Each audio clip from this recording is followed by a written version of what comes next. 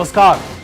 खबरों की परतों में छिपे होते हैं बहुत कुछ ऐसे राज जिसको डिकोड कर और उसे आपके सामने एनालाइज कर हम लेकर आते हैं मिस्टर एनालाइजर। नमस्कार, मैं हूं अजय कुमार और आज मेरे साथ हैं हमारे पॉलिटिकल एडिटर अदिति नागर और आज हम दोनों मिलकर आपके सामने प्रस्तुत करेंगे एक ऐसा खाका जिसके आधार पर आप चौथे चरण के मतदान को पूरी तरीके से समझ पाएंगे।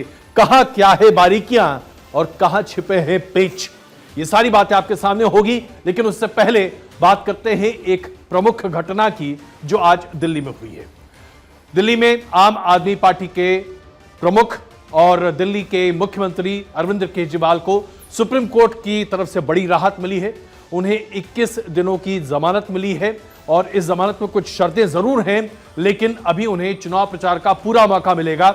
उन्हें 1 तारीख तक के लिए बेल मिला है और 2 तारीख को वापस उन्हें अपने आप को सरेंडर करना है। जेल से आज उनकी रिहाई शाम को हुई है, तिहाड़ जेल से, और इस रिहाई के साथ ही आम आदमी पार्टी के कार्यकर्ताओं में जबरदस्त खुशी की लहर दौड़ी है। उन्हें ऐसा लगा है जैसे कि उनकी मन मांगी मुराद पूरी हो गई है। और सबसे बड़ी बात तो यह है कि जिस तरह से जब से यह सुप्रीम कोर्ट का फैसला सामने आया, किसी ने इस बात पर चर्चा नहीं की कि सुप्रीम कोर्ट ने कहां कहां कौन कौन सी रोक लगाई है। जैसे कि जो पूरा शराब घोटाला है, जिस पूरे मामले पर मुख्यमंत्री को जेल भेजा गया था, उस पर उनको टिप्पणी करने का कोई आदेश नहीं है, कोई छूट नहीं है साहब। वो दिल्ली कार्यालय में अपने नहीं जा पाएंगे, मुख्यमंत्री पद पर रहते हुए भी कोई भी फाइल साइन नहीं कर पाएंगे।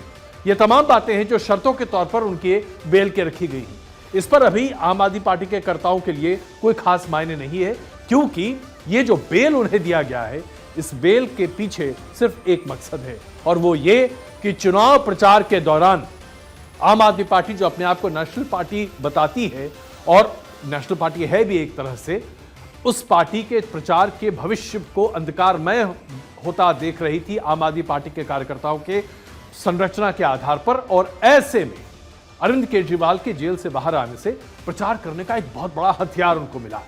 लेकिन क्या आप जानते हैं कि अरविंद केजरीवाल की जेल से बाहर निकलने के साथ ही हनुमान जी को किस तरह से धन्यवाद दिया गया है? देखिए, 40 दिनों के अंदर बेल मिलना, वो भी देश की सबसे बड़ी अदालत से, इसके पीछे ईश्वर की कोई बड़ी, मुझे लगता है, प्लानिंग है, कोई बड़ा डिज़ाइन है। हनुमान जी का, बजरंगबली जी का, इसके अंदर सीधा मुझे लगता है कुछ ना कुछ इंटरवेंशन है। और हनुमान जी के प्रति आस्था इतनी जबरदस्त है अदिति कि अब वो दिल्ली के हनुमान मंदिर भी जाने वाले हैं। यानी कि हनुमान चालीसा का जाप करते करते अरविंद केजरीवाल जी को हनुमान जी पर बहुत भरोसा आ गया है। ऐसा लगता है कि चीजें बदल रही हैं। बिल्कुल, और राजनीति के लिए भी जरूरी है। आज के माहौल में आपका मंदिर जाना, भगवा पहनना, ये सब शायद राजनीति के जरूरी है। और अगले 10 दिन 1 जून तक का जो माहौल होगा उसमें कई बार शायद मंदिर अर्चना पूजा करते नजर आएंगे। बहुत आपने एक तरह से पूरी बातों को एक समेट दिया। लेकिन अब आइए जरा बात करते हैं कि क्या वाकई में आम आदमी पार्टी के कार्यकर्ताओं को बहुत उत्साहित होना चाहिए इसको लेकर। देखिए, पार्टी के भीतर उत्साह अपने आप में जायज है। आखिरकार उनका सबसे बड़ा कैंपेनर आज बाहर निकल कर आ गया है जेल से, कैंपेन करेगा। और दिल्ली के चुनाव प्रचार के लिए तो खास करके महत्वपूर्ण है, क्योंकि इस बार दिल्ली में आम आदमी पार्टी ने अपना पूरा दमखम झोंक रखा है। 2014 में सफलता नहीं मिली, 2019 में सफलता नहीं मिली, 2024 में पूरी उम्मीदें। और इसी को देखते हुए आम आदमी पार्टी ने कांग्रेस के साथ यहां पर गठबंधन किया। 4 सीटें दिल्ली की लोकसभा की आम आदमी पार्टी उस पर अपने उम्मीदवार उतार चुकी है और 3 सीटों पर कांग्रेस के उम्मीदवार हैं। सबसे बड़ी बात तो यह है कि जब अरविंद केजरीवाल की गिरफ्तारी हुई, उसके बाद लोगों को लगा, खास करके कांग्रेसियों को लगा, कि इससे बड़ी सहानुभूति की लहर होगी और बड़े बड़े कांग्रेस के नेता जो अपने आप को इस पूरे चुनाव के कॉन्टेस्ट से बाहर निकाले हुए थे, उन्होंने अपने पैर पीछे घसीट रखे थे। पहले जैसे ही अरविंद केजरीवाल की गिरफ्तारी हुई, उन्होंने अपना नाम सामने रखा। कांग्रेस ने जैसे ही नाम सामने रखे उम्मीदवारों के, कांग्रेस के भीतर में सिर फटाउल हो गया। और लवली जी आजकल एक बार फिर भारतीय जनता पार्टी के साथ अपना दामन थाम चुके हैं दोबारा। तो कुल मिलाकर देखा जाए तो आज बहुत महत्वपूर्ण है दिल्ली के लिए कि क्या होगा। कुल मिलाकर आम आदमी पार्टी 20 सीटों पर अपने दारोमदार को देख रही है। 7 सीटें, जो कि अगर 7 में से 4 सीटें जो आप देख सकते हैं दिल्ली में, और तकरीबन 13 सीटें पंजाब में और 1 सीट हरियाणा में। इतना ही बड़ा प्रभाव है जिस पर आज बड़े पैमाने पर आम आदमी पार्टी बहुत उत्साहित होती दिख रही है कि एक सबसे बड़ा कैंपेनर, उनका मिसाइल मैन उनके पास है। इसका कितना फायदा मिलता है? दिल्ली में क्या भारतीय जनता पार्टी अपनी पकड़ बनाए रखती है? क्योंकि अगर मैं वोट शेयर की बातें करूं और वो आपके सामने रखूं तो ये बहुत ही स्पष्ट हो जाएगा। जैसे कि 2019 का वोट शेयर और सीटें आपके सामने रखता हूं। 2019 में दिल्ली की 7 सीटें भारतीय जनता पार्टी ने जीती। भारतीय जनता पार्टी का जो वोट शेयर था दिल्ली में 56.86% था साहब। आम आदमी पार्टी को कोई भी सफलता हासिल नहीं हुई। वोट शेयर था आम आदमी पार्टी का 18.11%। कांग्रेस को कोई सफलता हाथ नहीं मिली। कांग्रेस का वोट शेयर था 22.51%। अगर मैं 18% और 22% को जोड़ भी दूं साहब तो 41% बनते हैं। भारतीय जनता पार्टी को 2019 में इन दोनों पार्टियों को मिलाकर भी 15% ज्यादा वोट मिला था। अब आप इसी से समझ जाइए कि भारतीय जनता पार्टी की स्थिति 2019 में कितनी मजबूत थी। क्या यह हो सकता है कि आज 2024 में दिल्ली में भारतीय जनता पार्टी की स्थिति कमजोर हो जाए? यह कहना अभी मुमकिन नहीं है, और वो इसलिए क्योंकि यह जनता का तय करने का अधिकार है। लेकिन हां, एक ट्रेंड है जो कि दिल्ली में स्पष्ट दिखता रहा है। अदिति, इस पर आपकी टिप्पणी भी मैं चाहूंगा। दिल्ली में एक जबरदस्त समझदारी या डिस्कनेक्ट जिसको कहते हैं। विधानसभा में आम आदमी पार्टी, लोकसभा में भारतीय जनता पार्टी, यानी कि दिल्ली का वोटर अपने हिसाब से चीजें तय करता है और उसे पता है कि उसे विधानसभा के स्तर पर क्या चाहिए और केंद्र के स्तर पर क्या चाहिए। और यही ट्रेंड अजय सर कई और राज्यों में भी आपको देखने को, जैसे पश्चिम बंगाल, इसीलिए भारतीय जनता पार्टी उम्मीद कर रही है यही ट्रेंड आपको दक्षिण के राज्यों में भी देखने को मिलेगा। तो कई बार ऐसे कहा जाता है कि क्या ये जो दिल्ली का ट्रेंड है वो कितने राज्यों में लागू होगा, लेकिन दिल्ली अगर चाहिए तो अरविंद केजरीवाल। ये बात अलग है कि अब अरविंद केजरीवाल बाहर निकले हैं, क्या मुद्दों पर बात करते हैं, लोकसभा में उसका कितना इम्पैक्ट होता है, वो इमोशनल फैक्टर काम करता है नहीं करता। मैं आपका बेटा हूं, छूट कर आया हूं, अभी कुछ दिनों के लिए आपके बीच हूं, मुझे फिर जाना है, ये सारी बातें लोकसभा के लिए कितनी फैक्टर काम करती हैं। लेकिन इन जनरल जो ये दिल्ली का एक ट्रेंड है कि हमको अपने विधानसभा में ये पार्टी चाहिए और लोकसभा के लिए नरेंद्र मोदी चाहिए, ये कई और जगह भी अब आपको दूसरे राज्यों में भी देखने को मिल रहा है। और यहीं पर एक और बात है, देखिए अरविंद केजरीवाल जनता की नब्ज को बहुत अच्छे तरीके से जानते हैं और इसमें कोई दो राय नहीं है। बहुत कुशल राजनीतिज्ञ हैं। उन्होंने ये साबित कर दिया है कि नौकरशाह वो चाहे जैसे भी रहे हों, राजनीतिज्ञ वो कुशल हैं। उन्हें पता है कि हनुमान जी का नाम लेना चाहिए, इसलिए हनुमान जी के आशीर्वाद से वो जेल से बाहर आते हैं। उन्हें पता है कि हनुमान मंदिर जाना पड़ेगा, हनुमान चालीसा पढ़ना पड़ेगा, ये सारी बातें वो करेंगे। लेकिन इसके साथ साथ एक सवाल यहां पर मैं उठाना चाहता हूं। एक सिंपैथी फैक्टर की बात कही जा रही थी जिस समय अरविंद केजरीवाल को जेल भेजा गया था, और उनकी पत्नी लगातार इस सिंपैथी फैक्टर को इनकैश करने की कोशिश कर रही थी चुनाव प्रचार के दौरान, जब वो अपने पति के लिए कहती थी कि देखिए उन्हें जेल भेज दिया, जेल का बदला वोट से लीजिए, और ये आम आदमी पार्टी ने अपना नारा बना लिया था। अब सवाल ये उठता है कि जब जेल के बाहर हैं तो क्या दिल्ली की जनता सिंपैथी फैक्टर सामने रखेगी? अब इसके साथ साथ पंजाब की बात कर लेते हैं। पंजाब में आम आदमी पार्टी का आज एक भी सांसद नहीं है। आप कहेंगे भाई ऐसा कैसे? बिल्कुल यही है, एक सांसद था उनका, लेकिन वो भारतीय जनता पार्टी को ज्वाइन कर चुके हैं। इसलिए आज आम आदमी पार्टी पंजाब में किसी भी सांसद के तौर पर अपने को उम्मीदवार के तौर पर सामने नहीं रख सकते, बल्कि उम्मीदवार उनके 13 की 13 सीटों पर मौजूद है। और यहीं पर खेल है। दिल्ली में गठबंधन, पंजाब में आमने सामने। आम आदमी पार्टी के सामने कौन है? कांग्रेस पार्टी। इसके साथ साथ भारतीय जनता पार्टी ने तय कर लिया है कि पंजाब में वो अकेले चुनाव लड़ेगी। शिरोमणि अकाली दल के साथ उसका गठबंधन नहीं हुआ, यानी कि वहां पर भारतीय जनता पार्टी एक अपने खंबे पर है। उसके साथ साथ अब आप देखिए तो शिरोमणि अकाली दल एक अलग ताकत के तौर पर अपने हैं, यानी कि चौतरफा मुकाबला पंजाब में होने जा रहा है। ऐसी परिस्थिति में कितनी ज्यादा बेहतर स्थिति में आम आदमी पार्टी होगी, यह अपने आप में सोचने वाली बात है। इसके साथ साथ एक और सवाल जो मैं आपके सामने रखना चाहता हूं दीदी, तुषार मेहता ने जब बहस चल रही थी सुप्रीम कोर्ट में, और उसमें उन्होंने इस बात पर कहा कि अगर एक नेता को चुनाव प्रचार के लिए बेल दिया जाता है तो हम एक पॉलिटिकल क्लास को सेपरेट ट्रीटमेंट दे रहे हैं, क्योंकि इस तरह की बातें या ये प्रावधान बेल देने के लिए आम नागरिक को तो है भाई। अगर कोई किसान है, वो किसानी करने के लिए कहे कि मुझे खेत में बीज बोने हैं साहब, मेरी खेत इंतजार कर रही है, बारिश हो चुकी है, क्या कोर्ट बेल दे देगा? आम और खास, और ये चर्चा हुई और वो बेहद खास और रोचक निकली कि हम खास और आम, क्योंकि अगर लॉ के हिसाब से देखिए कानून के लिए सब बराबर है, उसमें कोई खास नहीं, कोई आम नहीं, सब बराबर। लेकिन इसमें सुप्रीम कोर्ट ने एक टिप्पणी दी। सुप्रीम कोर्ट ने कहा कि ईडी ने भी इस पे ये बात कही और तुषार मेहता ने भी ये बात कही, उस पर उन्होंने इत्तेफाक नहीं जाहिर किया। उन्होंने एक 2 लाइन की बात उसमें लिखित में भी दी है, जिसमें ये कहा गया है कि 97 CR मतदाता, जिसमें से 65 से 70 करोड़ मतदाता अगले 5 साल के लिए लोकतंत्र के इस उत्सव में सरकार चुनने वाले हैं। तो इसलिए अभी की घटना, लोकसभा का चुनाव बहुत बड़ी घटना है और ऐसी घटना में एक पार्टी के मुखिया और एक स्टेट के या दिल्ली के जो मुख्यमंत्री हैं, उनको उस लिहाज से अगर इस तरीके से कंपेयर किया जाता है आम खास, तो वो सही दलील नहीं होगी।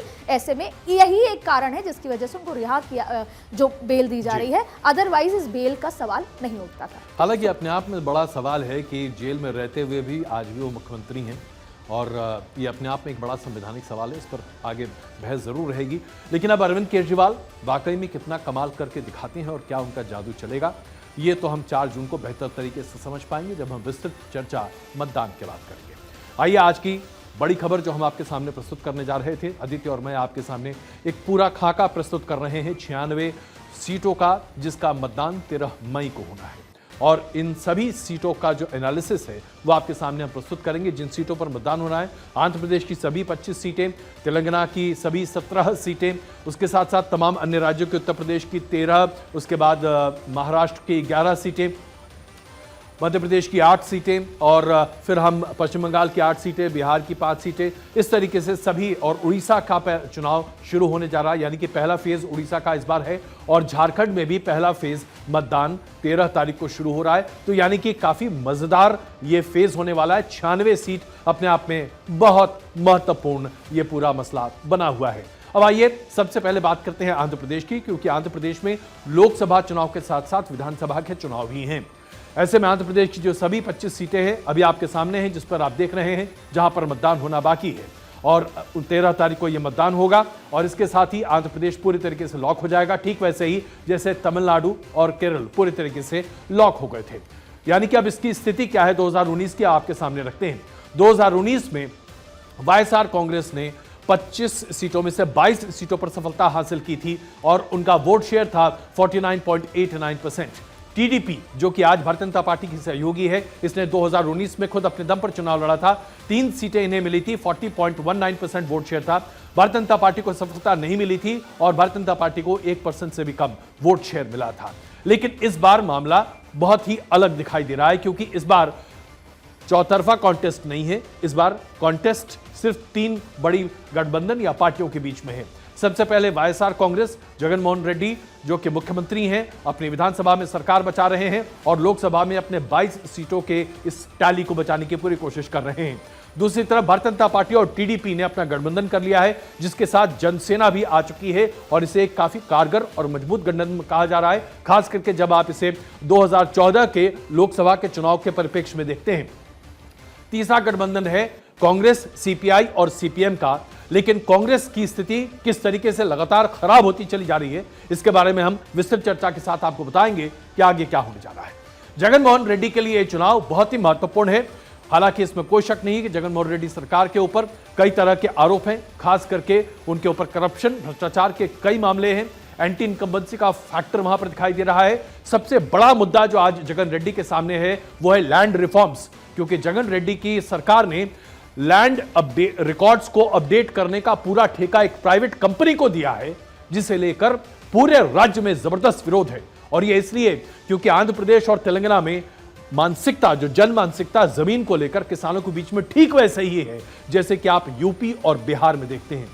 किसान अपनी जमीन से बहुत जुड़ा हुआ है आंध्र प्रदेश में और तेलंगाना में। आंध्र प्रदेश में ये जो मूवमेंट किया गया है सरकार के द्वारा, जगनमोहन रेड्डी के द्वारा, जिसे कहा जा रहा है कि हम लैंड रिकॉर्ड्स को सही करना चाहते हैं, उसका जबरदस्त विरोध है।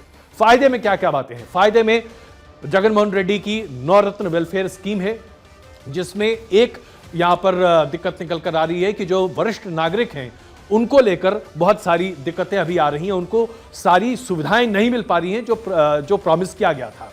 तो इसलिए ये तमाम बातें सामने हैं। चंद्रबाबू नायडू जो कि सत्ता में अपनी वापसी करना चाहते हैं, सक्रिय भूमिका निभाना चाहते हैं, एक बड़े भागीदार के तौर पर दिखाई देना चाहते हैं भारतीय जनता पार्टी के मुकाबले आंध्र प्रदेश में। उन्होंने अपनी 6 पॉइंटर स्कीम यहां पर सामने रखी है। टीडीपी, बीजेपी और जनसेना का गठबंधन है। उम्मीद है कि इससे इस बार का चुनाव कुछ अलग होता हुआ दिखाई देगा। सबसे बड़ी बात यहां पर, इस बार अगर जगन मोहन रेड्डी को वही सफलता मिलती है जो 2019 में मिली थी, तो फिर भारतीय जनता पार्टी और उसके साथ साथ टीडीपी दोनों को देखना पड़ेगा कि भविष्य की रणनीति कैसी है। लेकिन अभी जो गठबंधन बना है और जो वोटों का समीकरण है, उसके आधार पर यह माना जा रहा है कि टीडीपी, भारतीय जनता पार्टी और जनसेना आज की डेट में कम से कम पेपर पर, कागजी स्तर पर बहुत मजबूत और फॉर्मिडेबल कॉम्बिनेशन दिखाई दे रहे हैं। अदिति, आपकी टिप्पणी।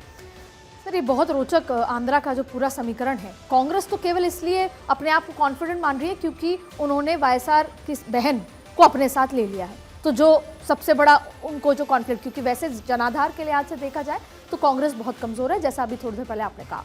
अब अगर हम दो शब्दों में पूरा सिनेरियो समझें तो भारतीय जनता पार्टी टीडीपी पे जितनी निर्भर है, टीडीपी भी भारतीय जनता पार्टी पे उतनी ही निर्भर है, क्योंकि 2014 और 2019 के अगर हम वोट शेयर के आंकड़े देखें तो जैसे ही 2019 में दोनों का गठबंधन खत्म हुआ, बीजेपी ने भी लूज किया और टीडीपी ने भी लूज किया। अब जमीन पर क्या है? जगन मोहन रेड्डी, भ्रष्टाचार, तमाम मुद्दे हैं, लेकिन अगर कोई डायरेक्ट बेनिफिट स्कीम जैसी चीज, 325 करोड़ रुपए डायरेक्ट बेनिफिट, यानी लाभार्थियों का जो एक्चुअल वोट बैंक है, तो जब आप जगन मोहन रेड्डी से बात करेंगे तो वहां पर भी वन मैन आर्मी है, पूरा संगठन एक ही आदमी, एमपी वो चुनेंगे, एमएलए वो चुनेंगे, लेकिन उनको डायरेक्ट कॉन्फिडेंस है कि उन्होंने 325 करोड़ जो घर घर में हाथ में पैसा पहुंचाया है वो सबसे कारगर साबित होगा। ये उनके कॉन्फिडेंस का राज है। वहीं भारतीय जनता पार्टी भ्रष्टाचार को लेकर मुखर है, टीडीपी और पवन जो जनसेना पार्टी है उनको लेकर वो काफी ज्यादा मुखर है, लेकिन आंध्रा में भ्रष्टाचार को लेकर वो काफी ज्यादा भारतीय जनता पार्टी इसी पर डिपेंडेंट नजर आ रही है। बिल्कुल, अभी आपने कहा कि कांग्रेस बहुत उत्साहित है क्योंकि वाईएस शर्मिला, जो कि जगन मोहन रेड्डी की बहन है, उनके साथ आ गई हैं। और उनके विश्वास की सबसे बड़ी वजह मैं आपको बताता हूं। जब जगन मोहन रेड्डी जेल में थे उनके पिता के निधन के बाद, और 13 महीने वो जेल रहे, ये 13 महीने शर्मिला ने 2800 किलोमीटर की पदयात्रा आंध्र के पूरे इलाके में की थी, जिसका बहुत बड़ा फायदा उनके भाई को मिला था जब वो चुनाव के अखाड़े में उतरे थे और विधानसभा का चुनाव उन्होंने जीता था। लेकिन खुद बकौल शर्मिला, जब मेरी एक बार उनसे बात हुई थी, उन्होंने कहा था कि ऐसा भाई मैंने नहीं देखा जिसने सत्ता संभालते ही अपनी बहन को बस बाहर निकालकर फेंक दिया। जो शब्द का उन्होंने इस्तेमाल किया था मैं नहीं करना चाहता। बिल्कुल जी, इसी के साथ बस एक फैक्टर और है जो बहुत ज्यादा मुखर हो रहा है, टीडीपी और उनकी खुद की बहन लगातार हर मंच से ये बात कहती है, भ्रष्टाचार तो बीजेपी का मुद्दा है, कि दोनों अपने चाचा के जिस तरह का इस्तेमाल होता है कि आपने अपने चाचा को राजनीति से हटाने के लिए उनका खत्म कर दिया उनको, और तमाम तरीके की बातें भी लोगों के बीच में आ रही हैं कि वाईएसआर ने अपनी राजनीतिक जमीन को बचाने के लिए अपने चाचा को कत्ल कर दिया। इस तरह की बातें जो आती हैं वो भी काफी ज्यादा वहां और ये मुद्दा इस बार शर्मिला की सीट पर बहुत महत्वपूर्ण है, लोकसभा की सीट पर, जहां मोहन रेड्डी के खिलाफ वो खड़ी हैं। कडप्पा वो सीट है और हर किसी की नजर इस पर होगी। इसका आकलन भी हम आपको विस्तृत तरीके से कर बताएंगे। लेकिन अब जरा नजर डालते हैं हम विधानसभा के ऊपर। विधानसभा में क्या स्थिति है? विधानसभा में सबसे बड़ी चुनौती आज जगन मोहन रेड्डी के लिए ये है कि क्या वो लोगों के बीच में अपने एंटी इनकम्बेंसी को संभाल सकते हैं, और अगर ऐसा कर पाते हैं तो क्या शर्मिला वहां पर उनको चुनौती देती हुई दिखाई दे रही है। और यहीं पर कांग्रेस का जो फॉल्ट पॉइंट है वो निकल कर आता है। आज कांग्रेस के पास अगर कोई नेता है तो वो इंपोर्टेड नेता है शर्मिला जी, जो कि वाईएसआर की खुद की बहन है। यानी कि अल्टीमेटली कांग्रेस को वाईएसआर की शरण में जाना ही पड़ा। जब तक वो जीवित थे तब तक कांग्रेस उनके पीछे थी। उनकी मृत्यु के बाद कांग्रेस ने अपने आप को सोचा कि वो बहुत बड़े डॉन हो गए हैं। जगन मोहन रेड्डी से अपने उन्होंने किनारा किया। कांग्रेस की स्थिति वहां क्या हुई आज हम सब जानते हैं, और एक बार फिर शर्मिला के पीछे हैं। लेकिन इस बीच में कांग्रेस ने एक बहुत बड़ा नुकसान अपना यहां पर किया है, जनाधार पूरी तरीके से खो दिया है। और यहां पर कांग्रेस की स्थिति इतनी खराब है कि स्थिति अब उत्तर प्रदेश से भी बदतर, जो स्थानीय जो संगठन की बात की जाती है उसकी आती हुई दिखाई दे रही है। तो पूरा चुनाव एक तरह से बाइपोलर बड़े पैमाने पर राज्य के स्तर पर है, टीडीपी, बीजेपी, जनसेना बनाम जगन मोहन रेड्डी। और ऐसी सूरत में ऐसा माना जा रहा है कि अभी तक एडवांटेज एक तरफ है। आगे देखिए होता क्या है। चलिए आगे बढ़ते हैं, अगली बात करते हैं हम। यहाँ पर अगले राज्य को हम यहाँ पर चर्चा करते हैं, तेलंगाना। अपने आप में बड़ा ही रोचक राज्य है ये। तेलंगाना की बात आप जैसे ही करते हैं आपके दिमाग में असदुद्दीन ओवैसी 15 सेकंड बनाम 15 मिनट और तमाम तरह की बातें निकल के चली जाती हैं। लेकिन तेलंगाना अपने आप में सिर्फ यहीं तक सीमित नहीं है। तेलंगाना की स्टोरी इससे भी बड़ी है। तेलंगाना की सभी 17 सीटों पर इस बार लोकसभा के चुनाव हैं और कांग्रेस की इज्जत यहां पर दांव पर है। मुख्यमंत्री रेड्डी वहां पर पूरी तरीके से कोशिश कर रहे हैं कि कांग्रेस की विरासत को वो संभाल सकें और कांग्रेस को जो विधानसभा में बढ़त मिली है उस बढ़त के साथ यहां पर आ सकें। आपको अभी हम वहां पर तेलंगाना का जो डेटा है सामने रखते हैं 2019 का। 17 सीटों में से भारतीय जनता पार्टी ने 4 सीटें जीती थी 19.65% वोट शेयर के साथ। टीआरएस जो कि 10 सालों तक वहां पर शासन कर रही थी, उसने 2019 के लोकसभा में 9 सीटें हासिल की थी, एक 41.71% उसका वोट शेयर रहा। कांग्रेस को 3 सीटें मिली थी 29.79% के साथ, और एमआईएम असदुद्दीन साहब की पार्टी जिन्होंने हैदराबाद की सीट जीती थी 2.8% वोट शेयर के पास थे। अब यहां पर जो सबसे बड़ा खेल है बीआरएस, क्या बीआरएस खत्म हो चुकी है? अगर आप विधानसभा के चुनाव के रुझान और उसके आधार पर चीजों को देखें तो ऐसा लगता है कि 10% से भी ज्यादा वोट शेयर लूज करने वाली टीआरएस आज कहीं भी एक फोर्स के तौर पर नहीं है। लेकिन अभी जो ताजा स्थिति ग्राउंड से निकल कर आ रही है उससे यह बताया जा रहा है कि टीआरएस ने अपनी थोड़ी रिकवरी की है। टीआरएस से बहुत सारे लोग जो कि कांग्रेस की तरफ भाग रहे थे और जिन्होंने पलायन किया था खासकर विधानसभा के चुनाव के समय, उनमें से कुछ लोगों ने वापसी करनी शुरू की है, क्योंकि ऐसा लग रहा है कि टीआरएस इस बार अपने आप को संभाल रहे हैं और उसके लिए जो उनकी स्कीम थी, जो जन भावनाओं को संबोधित करते हुए लोगों तक जो डायरेक्ट बेनिफिट पहुंचाने वाली थी, उसमें कांग्रेस की सरकार जरा पिछड़ रही है। कांग्रेस की सरकार अपने 6 वायदे जो उन्होंने किए थे उसको पूरा नहीं कर पा रही है और यहां पर यह दिक्कत बड़े पैमाने पर आ रही है, जिसलिए लोगों का थोड़ा सा डिसइल्यूजनमेंट एंड इनकम्बेंसी यहां पर होता दिखाई दे रहा है। अब यहां पर सबसे गौर करने वाली बात यह है कि भारतीय जनता पार्टी को बहुत बड़ा यहां पर एक बढ़त मिलती दिख रही है, खास करके जो बड़ी रैलियां प्रधानमंत्री नरेंद्र मोदी आयोजित कर रहे हैं और उस रैलियों में जो समर्थन दिखाई दे रहा है रोड शो में, यह बता रहा है कि वहां क्या हो रहा है। और हैदराबाद की कहानी क्या कहें, तीर कमान से लेकर 15 सेकंड और 15 मिनट तक। तो अदिति, आपकी दिलचस्पी हैदराबाद से बाहर कहां है या सिर्फ हैदराबाद में?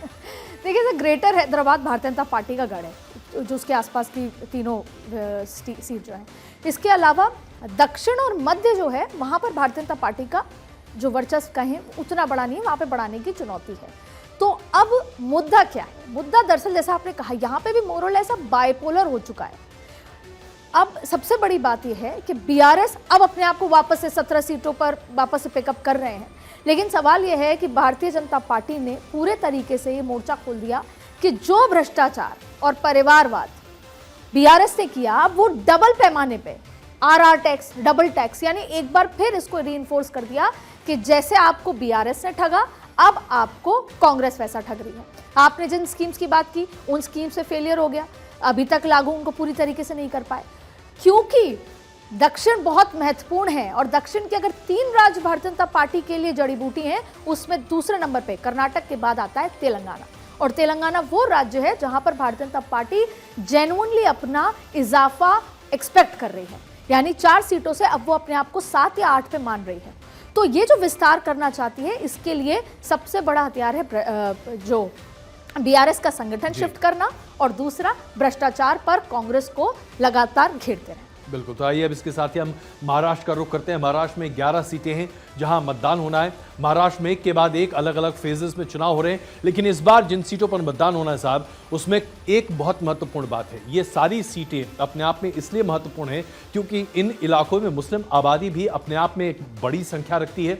याद कीजिएगा, हेमंत करकरे साहब को लेकर यहां पर कई तरह की बातें कही गई थी महाराष्ट्र में, उसका असर इन सीटों पर बड़े पैमाने पर दिख सकता है। खास करके जब आप अहमदनगर की बात करते हैं, बीड़ की बात करते हैं, औरंगाबाद की करते हैं, जालना की बात करते हैं, ये सब तमाम ऐसी सीटें हैं जहां पर मुस्लिम आबादी को लेकर ध्रुवीकरण की राजनीति बड़े पैमाने पर है।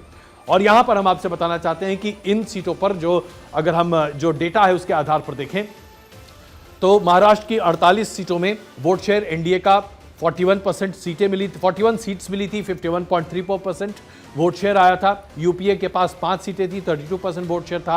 अन्य के पास 2 सीटें थी, 11.37% वोट शेयर था। लेकिन साहब 2019 अब कोई बेंचमार्क महाराष्ट्र के लिए नहीं है, क्योंकि शिवसेना 2 फाड़, एनसीपी 2 फाड़, कांग्रेस और बीजेपी अपनी अपनी ध्रुवी पर, और उसके साथ साथ जो गठबंधन की राजनीति कांग्रेस और एनसीपी आगे बढ़ाने की कोशिश कर रही थी अंबेडकर समूह और बाकी लोगों को लेकर, वो अब एक साथ है नहीं। कुल मिलाकर स्थिति महाराष्ट्र की बहुत ही डावडोल है और इसके बारे में कुछ भी टिप्पणी उस तरह से कर पाना अपने आप में आसान नहीं है। लेकिन अगर आप देखें तो अभी दाव पर क्या है, यानी 11 सीटों में से एनडीए ने 11 सीटें, माफ कीजिएगा 9 सीटें जीती थी। यूपीए के पास 1 सीट आई थी, अन्य के खाते में 1 सीट आई थी। तो यहां पर अब भारतीय जनता पार्टी और एनडीए समूह के लिए यह बहुत महत्वपूर्ण है कि वह अपने आप को किस तरीके से बचाएं। तो प्रमुख मुद्दे यहां पर क्या क्या है? प्रमुख मुद्दे यहां पर मराठा आरक्षण एक बड़ा मुद्दा है, यहां पर ध्रुवीकरण की राजनीति दूसरा बड़ा मुद्दा है, उसके साथ साथ जो टूट-फूट हुई है उसका जो एक खामियाजा है, या तो शिवसेना उद्धव ठाकरे को इसका बड़ा फायदा मिलेगा या शिवसेना शिंदे को इसका खामियाजा भुगतना पड़ेगा। यह जो परिस्थिति है यह अपने आप में बहुत डावडोल है और उसके साथ साथ एनसीपी के लिए भी यह मरो वाली स्थिति है या करो वाली स्थिति है, यानी कि अजीत पवार का गुट क्या सक्सेसफुल होता है और शरद पवार की विरासत को ले लेता है। याद कीजिए एक दिन पहले अजीत पवार का यह बयान कि अगर मैं शरद पवार का बेटा होता तो एनसीपी की कमान मेरे पास होती, इसका बहुत महत्व है साहब। ऐसा ही यह बयान नहीं दिया गया है। तो कुल मिलाकर यह महाराष्ट्र की राजनीति का सरमाया है। अदिति, इस फेज को आप कैसे देख रही हैं? आपने एक लाइन में बहुत अच्छे से समाप्त कर दिया कि अनप्रिडिक्टेबल है। देखिए, महाराष्ट्र वो राज्य है, एक उत्तर और दक्षिण की इस जिसे कहते हैं उत्तर दक्षिण का जिक्र होता है, महाराष्ट्र आता है बीच में, नर्मदा के नीचे, नर्मदा के ऊपर, बीच में एकदम। तो ऐसी स्थिति में महाराष्ट्र बहुत महत्वपूर्ण है, बड़ी संख्या में यहाँ सीट है। तो और पिछले 2.5, 3, 4, 5 साल से आज के दिन के लिए महाराष्ट्र की राजनीति हो रही है। तो अगर बहुत कम उसमें समअप किया जाए तो बात यह है कि जो शिंदे हैं, मुख्यमंत्री हैं, वो अपना संगठन कहीं ना कहीं उस पकड़ से नहीं कर पाए जो एक समय में शिवसेना का हुआ करता था, और वहीं उद्धव ठाकरे अपने सिंपैथी वोट के लिए बाहर निकल गए।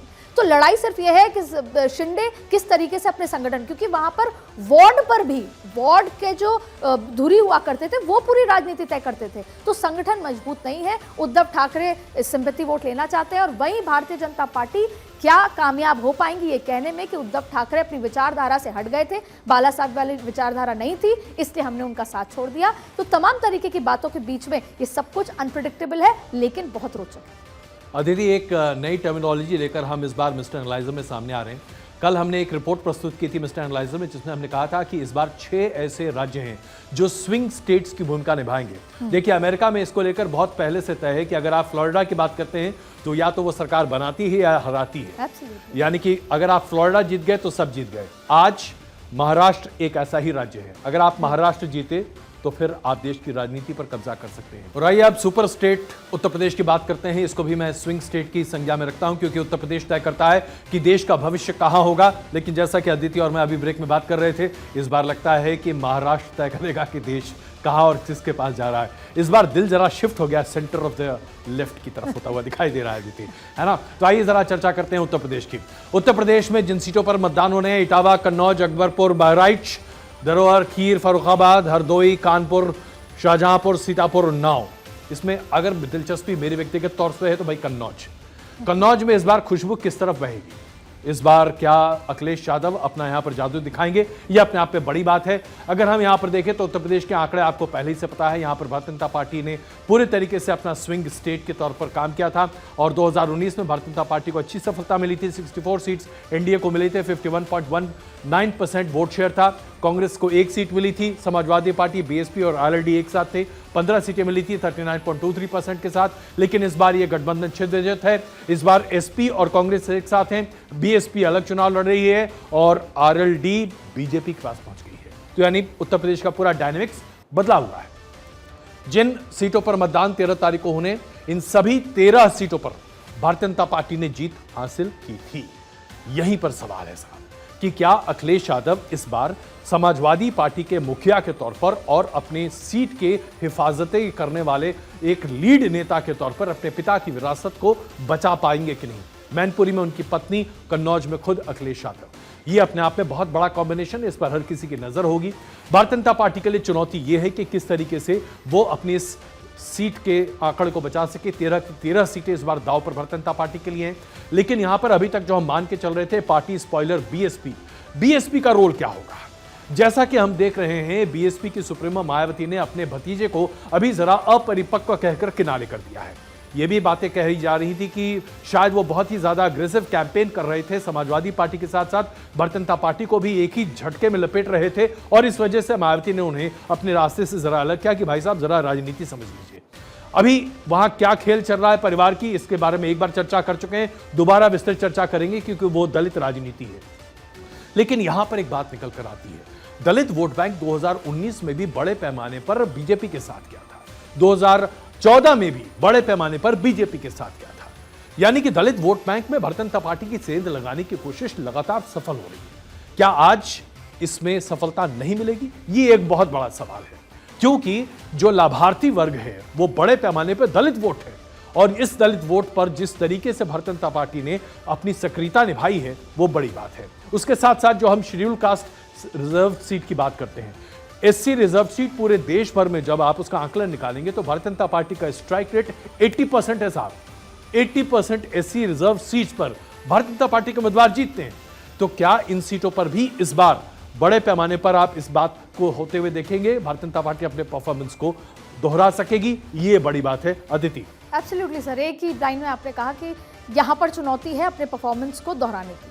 आप देखिए किस तरीके से जेपी नड्डा जी को कह दिया गया है कि अब आप उत्तर प्रदेश आइए, स्विंग स्टेट जिसकी आप बात कर रहे थे, कि इस बार ये तय करेगी। जहां पर एक समय में भारतीय जनता पार्टी ये मान रही थी कि वो 64 से इजाफा करके कम से कम 75 पे पहुंचेगी विद एनडीए और कहीं ना कहीं विदाउट एनडीए भी। वहां पर अभी सबसे बड़ी चुनौती सबने मिलकर ली है कि हमारी जितनी स्ट्राइक रेट थी 2019 में उसको काबिज रखें। उसी में आता है ये फेज कि 13 की 13 सीटें कैसे ली जाएं और कन्नौज में किस तरीके से फील्डिंग जो है वो अच्छे से की जाए। बिल्कुल, और इसके साथ साथ मैं एक बार यहाँ अपने दर्शकों को एक चीज बताना चाहता हूँ। अभी तक हमने 3 फेज मतदान के देखे हैं और उत्तर प्रदेश में 3 फेज देखा, ये चौथा फेज है। अब जरा इसकी थोड़ी सी याद रिवाइंड 5 साल पहले कर लीजिए। 2019 में जब पहले 2 फेज का मतदान उत्तर प्रदेश में हुआ था तो उस समय क्या सबसे बड़ी हवा थी? भारतीय जनता पार्टी नई सीट जुगाड़ पर। तीसरे फेज तक आते आते ऐसी हवा बनी कि भारतीय जनता पार्टी कोशिश कर रही है साहब, और चौथे फेज से चीजें बदलती हुई दिखाई दी। इस बात को लेकर आप शायद आश्वस्त नहीं होंगे, लेकिन मैं आपको बता सकता हूं प्रामाणिकता से कि 5वें फेज के मतदान तक भारतीय जनता पार्टी ने 272 सीट का आंकड़ा पार कर लिया था, जो बाद में डेटा निकल कर आया उसके आधार पर। तो यानी कि 2024 में भी खेल बहुत जबरदस्त है और इसमें अलग अलग चीजें हैं। लेकिन क्या ये 2019 की तरह एक गेम है या ये गेम अलग है? इसके बारे में 4 तारीख को हम विस्तृत बातचीत करेंगे। आइए बात करते हैं एक और स्विंग स्टेट की, झारखंड। झारखंड को स्विंग स्टेट में क्यों कह रहा हूं, यह समझना आपके लिए इसलिए बहुत महत्वपूर्ण है क्योंकि झारखंड की जो 14 सीटें हैं वो अपने आप में अप फॉर ग्रैब्स है। क्यों कह रहा हूं ये? सबसे पहले झारखंड मुक्ति मोर्चा और कांग्रेस, इन दोनों ने अपने साथ चीजों को समेट कर रखा है। दूसरे एंड पर आप भारतीय जनता पार्टी को देख रहे हैं। भारतीय जनता पार्टी ने इस बार बहुत जबरदस्त कैंपेन किया है। वहां पर हेमंत सोरेन, जो कि झारखंड मुक्ति मोर्चा के चेहरे के तौर पर हैं, अभी जेल के भीतर हैं। कल्पना सोरेन, उनकी पत्नी, इस बार कैंपेन को आगे बढ़ा रही हैं और उन्होंने अपना नामांकन भी किया है। लेकिन इसके साथ साथ जो कांग्रेस के उम्मीदवार हैं उनको लेकर एक अलग तरह की एंटी इनकम्बेंसी झारखंड में देखने को मिल रही है और कांग्रेस अभी इसे पूरे तरीके से दरकिनार कर रही है। जैसे कि अभी जो 4 सीटें हैं जिस पर मतदान हो रहा है, सिंहभूम, खूंटी, लोहरदगा, पलामू। लोहरदगा और खूंटी भारतीय जनता पार्टी की एकदम पक्की पकाई हुई सीटें मानी जाती रही हैं। इसके आधार पर जब आप देखें, मैं आपके सामने 2019 के आंकड़े प्रस्तुत कर रहा हूं। एनडीए को 12 सीटें मिली थी 14 में से 56% वोट शेयर के साथ। यूपीए को 2 सीटें मिली थी 35.58% के साथ। यानी कि जो एक समीकरण 2019 में था वही समीकरण आज भी है। अन्य के खाते में 7.42% सीट वोट परसेंटेज है, लेकिन यहां पर कोई भी फायदा नहीं हुआ था।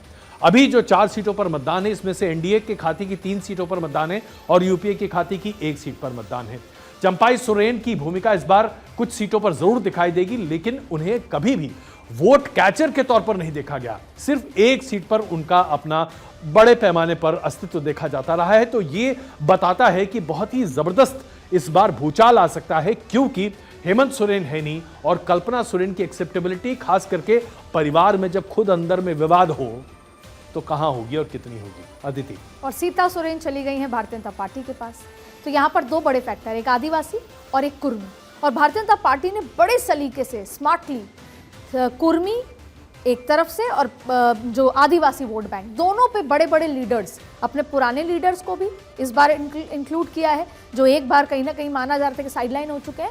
और फिर सीता सोरेन के साथ आदिवासी और कुर्मी वोटर का जो अमेलगमेशन जो तैयार किया है वोटर्स पे अपना, वो बहुत इंपॉर्टेंट है। और सबसे बड़ी आयरनी है, आज जैसे जो बेल मिली है अरविंद केजरीवाल जी को, आज पेटिशन उनकी भी लगाई गई थी, जो पूर्व मुख्यमंत्री झारखंड है।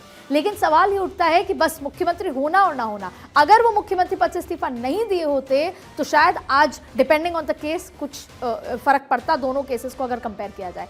लेकिन अब सिर्फ दो ही बातें हैं, एक कुर्मी और आदिवासी फैक्टर पे भारतीय जनता पार्टी कितने अच्छे से करती है, और दूसरा वो इमोशनल फैक्टर पे उनकी पत्नी या कांग्रेस जनता के बीच में कैसे जाते हैं। हालांकि जब कोई लोकप्रिय नेता जेल में होता है तो जमीन पर जनता के बीच में आक्रोश दिखता है, वो नजर नहीं आ रहा।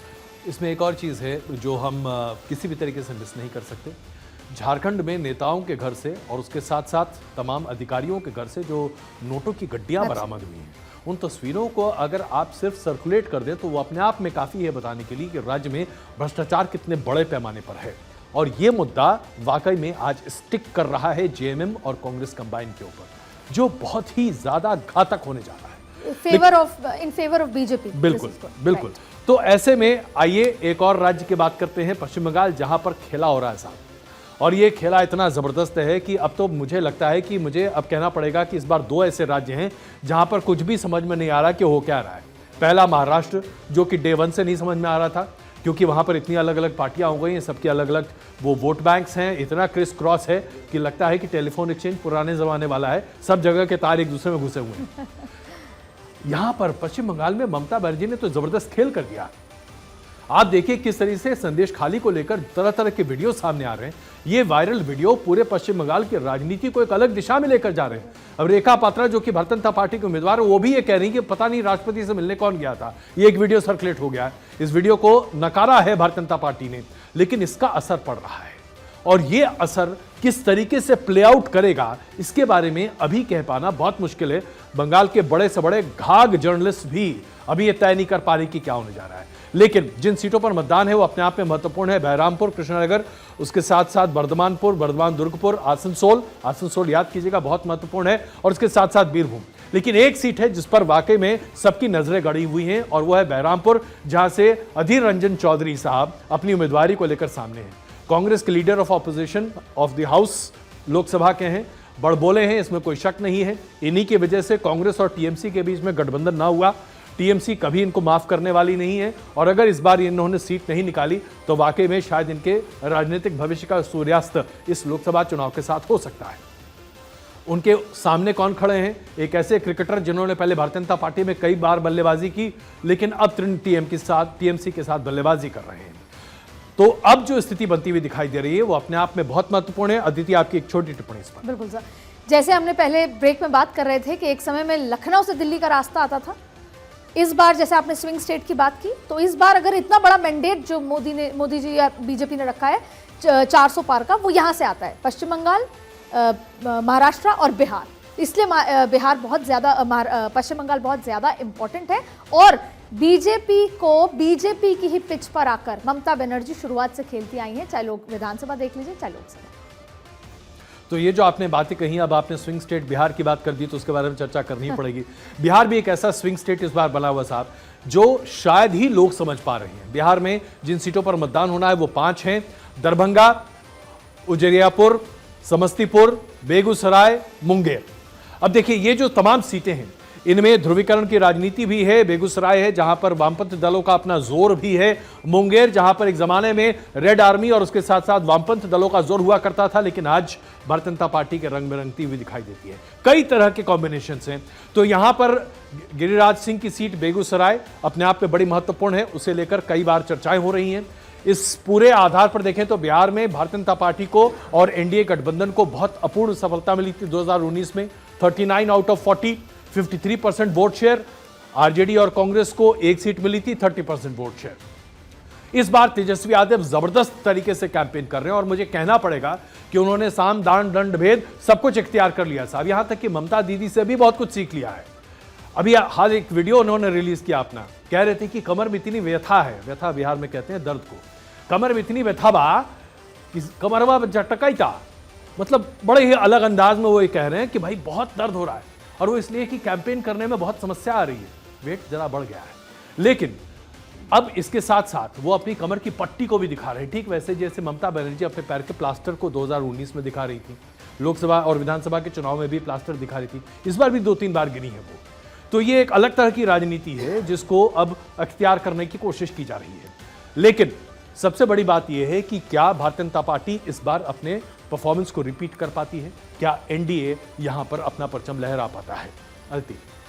बिल्कुल सर, और देखिए जैसे हमने बार बार कहा कि बीजेपी की पिच पर आकर कई पॉलिटिकल लीडर्स खेल रहे हैं, लेकिन बिहार मुझे लगता है जो 13वें जो थर्ड फेज में जो प्राइम टाइम पे जो लालू जी का बयान आया था वो इस फेज के लिए था। आने वाले फेजेस में MY फैक्टर बहुत इंपॉर्टेंट है और अभी भी ऐसे और बयान आने बाकी हैं जिससे कि वो हो सके, जिससे उनकी और उनके बेटे की जो राजनीति है वो आगे चल सके, परिवार की राजनीति आगे चल सके। इसलिए आने वाले फेज में बिहार की राजनीति में आपको ऐसे कई बयानबाजी और देखने को मिलेगी। यानी कि अदिति कह रही थी जो वो हो सके, यानी कि ध्रुवीकरण की राजनीति। अदिति जरा आप सोफिस्टिकेटेड तरीके से पॉलिटिकल एडिटर है, इसलिए संभल कर बोलती है, मैं खुलकर बोलता हूँ। तो चलिए बात करते हैं मध्य प्रदेश की। मध्य प्रदेश में इस बार देवास, उज्जैन, मंदसौर, रतलाम, धार, इंदौर, खरगांव और खांडवा इन सभी सीटों पर मतदान है। 8 सीटें, ये सभी 8 सीटें भारतीय जनता पार्टी के पास हैं।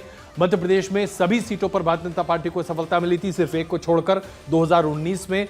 और इस बार ऐसा लग रहा है कि भारतीय जनता पार्टी अपनी जो पिछले बार की परफॉर्मेंस है उसे रिटेन करने में, उसे मेंटेन करने में पूरी जान लगाए हुए है।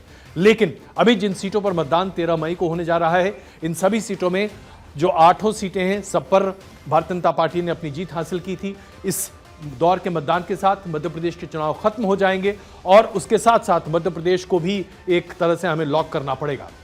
लेकिन इस पूरे क्षेत्र में मराठा राजनीति का थोड़ा सा असर आपको दिखाई देता है।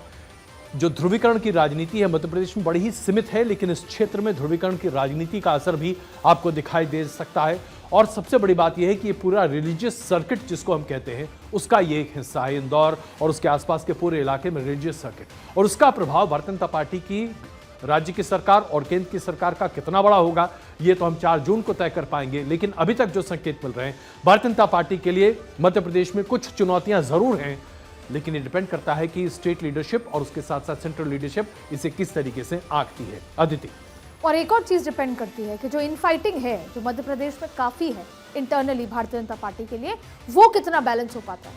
मोहन यादव के कंधों पर बहुत बड़ा दारोमदार है कि कैसे सभी को साथ ले चले, लेकिन वो नहीं हो पा रहा। और ऐसी स्थिति में मध्य प्रदेश जहां पर वो 100% रिजल्ट अपना मान रहे हैं, एक सीट को छोड़ देते हैं हमेशा से, लेकिन फिर भी 100% जो रिजल्ट अप्रॉक्स मान रहे हैं या पुरानी स्ट्राइक रेट, वो कितनी अचीव हो पाती है, वो इनफाइटिंग इसमें एक बड़ा फैक्टर है। बिल्कुल। और एक और स्विंग स्टेट जिसकी हम चर्चा कर रहे हैं, ये स्विंग स्टेट है उड़ीसा। मैंने कहा था ना अदिति, हम कुछ स्विंग स्टेट्स की चर्चा करेंगे और इसके बारे में लगातार अब चर्चा करेंगे। उड़ीसा के बारे में हमने विस्तृत जानकारी आपके सामने प्रस्तुत की थी कल, लेकिन आज सिर्फ इतना कि 4 लोकसभा सीटों पर चुनाव है, विधानसभा के चुनाव भी हैं, लेकिन नवीन पटनायक की इज्जत दांव पर लगी हुई है। उनके दत्तक पुत्र के तौर पर पांड्यान अपने आप में बहुत महत्वपूर्ण भूमिका निभा रहे हैं। कुछ ऐसे क्षेत्रों में यह चुनाव हो रहा है जो अपने आप में बड़े महत्वपूर्ण है। कालाहांडी, दुनिया भर में इसे हम कहा करते थे it's the bowl of poverty, लेकिन आज कालाहांडी की शक्ल बिल्कुल बदल चुकी है। बहरामपुर की बात करें तो यहां भी चीजें बहुत बदली हुई दिखाई देती हैं। तो उड़ीसा को लेकर भारतीय जनता पार्टी की उम्मीदें बहुत जबरदस्त हैं। और सबसे बड़ी बात यहां यह है कि 21 सीटों में से भारतीय जनता पार्टी अगर आधे से भी ज्यादा सीटों पर अपनी बढ़त बना लेती है, क्योंकि अगर आप उसके 2019 के आंकड़े देखें, बीजेडी ने 12 सीटों पर अपने बढ़त को बनाया था। 2019 में 12 सीटें हासिल की थी 42.8% वोट शेयर के साथ। एनडीए के पास 8 सीटें थी 38.4% वोट शेयर के साथ। यूपीए यानी कि कांग्रेस और गठबंधन 13.4 शेयर, 1% उनके पास, 1 सीट उनके पास आई थी। कांग्रेस की स्थिति उड़ीसा में नगण्य मानी जाए, क्योंकि अब यहां उड़ीसा से एक तरह से अपने आप को वो खत्म करते हुए दिखाई दे रहे हैं। अगर 1 सीट निकल आए तो बहुत बड़ी बात होगी, लेकिन अगर एनडीए ने 38 और 42 का ये जो गैप है इसको ब्रिज कर लिया, जिसकी संभावनाएं इस बार बड़ी दिखाई दे रही हैं, तो फिर यहां पर वो खेल हो सकता है जिसको हम आमतौर पर स्विंग स्टेट कहते हैं। अदिति, एक छोटी टिप्पणी, मेरे पास 30 सेकंड ही वक्त बचा आपके लिए, सॉरी। बीजेडी अलायंस तमाम चीजें आई थी, अब उसको सिंपल तरीके से देखिए। अभी भी जमीन पर बीजेडी को बहुत, नवीन पटनायक को लेकर बहुत प्यार है। 2 रत्न बीजेपी के यहाँ पर उतरे हुए हैं, वैसे तो पूरे ही, लेकिन अगर धर्मेंद्र प्रधान सबको पता है, और अगर राजनीतिक प्रस्ताव और तमाम चीजें लिखनी होती हैं तो फिर आते हैं संबित पात्रा, स्क्रीन पे भी संबित पात्रा, इसलिए वहां पर ये इंपॉर्टेंट खेल चल रहा है। लेकिन अगर भारतीय जनता पार्टी जीतती है हारती है, दोनों में उसको फायदा है, विन विन सिचुएशन, क्योंकि अगर वो स्टेट में नहीं भी अच्छे नंबर ला पाती तो राज्यसभा में बीजेडी से उसको पूरे सपोर्ट मिलता नजर आएगा। लेकिन उड़ीसा का खेल अपने आप में बड़ा महत्वपूर्ण होगा। इस बार देखना होगा कि नवीन पटनायक, जिन्हें हम एक अलग नजरिए में देखा करते थे, 2000 में वो मुख्यमंत्री बने, आज 24 साल से मुख्यमंत्री हैं। क्या 5 साल का और मैंडेट उनको मिलेगा? 29 ईयर्स, अब तक के सबसे लॉन्गेस्ट सर्विंग चीफ मिनिस्टर बन जाएंगे वो। तो ये अपने आप में बहुत देखने वाली बात होगी।